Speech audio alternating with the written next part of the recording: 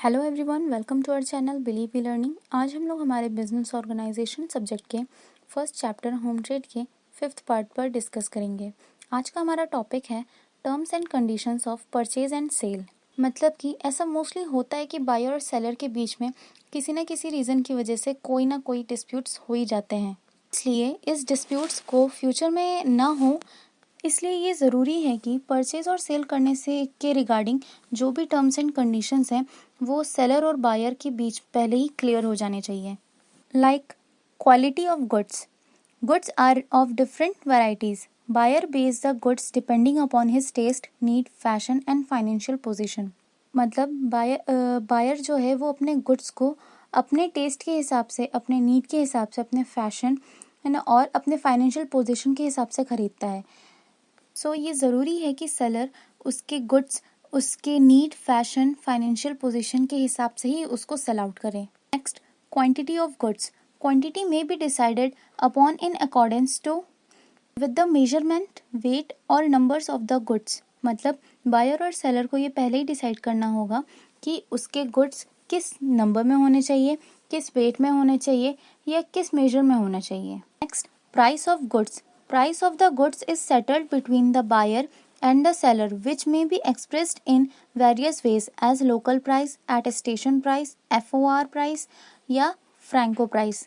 Buyer और seller को ये पहले ही सेटल आउट कर लेना चाहिए कि सेलर अपने गुड्स को किस प्राइस पर सेल कर रहा है, लोकल प्राइस पर, एटेस्टेशन प्राइस पर, FOR प्राइस पर या फ्रैंको प्राइस पर। Next, packing of goods. Packaging of goods depends upon the nature and quality of goods. If the buyer has given some specific instruction as regarding packing, then the goods must be packed in a such manner. Normally goods तो उसके nature और quality के according pack होते हैं, but अगर buyer ने कोई भी स्पेसिफिक इंस्ट्रक्शन दे रखा है, जैसे कि उसके गुड्स को पहले पॉलीबैग से रैप कर लो और फिर उसके बाद में उसको बॉक्सेस में पैक करना, ऐसा कुछ भी उन्होंने इंस्ट्रक्शन दे रखा है तो आपको उनके गुड्स उन्हीं की इंस्ट्रक्शंस के अकॉर्डिंग पैक करने होंगे। Sending of goods. Goods can be send through road, railways, ship और airplane. If the buyer has given any specific instruction as regarding the mode of transport, that mode of transport must be adopted. मतलब goods को हम roadways से, railway से, ship वे से या airplane के through send कर सकते हैं, बट अगर बायर ने अलग से कोई इंस्ट्रक्शन दे रखा है कि उसके गुड्स को सिर्फ रोडवे से ही सेंड करो या रेलवे के थ्रू ही उसको सेंड करो, तो आप कोई और मोड नहीं यूज़ कर सकते। आपको बायर के इंस्ट्रक्शंस के अकॉर्डिंग ही चलना पड़ेगा।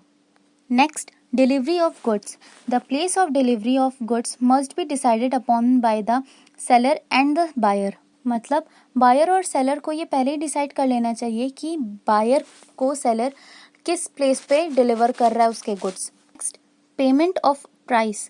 Payment is required to be made either prior to the delivery और at the time of delivery और after delivery of the goods has been made. मतलब बायर और सेलर को ये पहले डिसाइड करना होगा कि बायर उसके पेमेंट कब कर रहा है, डिलीवरी के टाइम कर रहा है या गुड्स की डिलीवरी हो जाएगी तब करेगा, या गुड्स जिस वक्त डिलीवर किए जाएंगे तब कर रहा है या उससे पहले करेगा।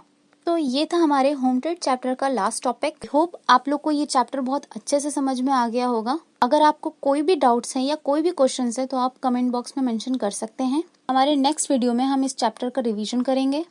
Thank you. Have a good day.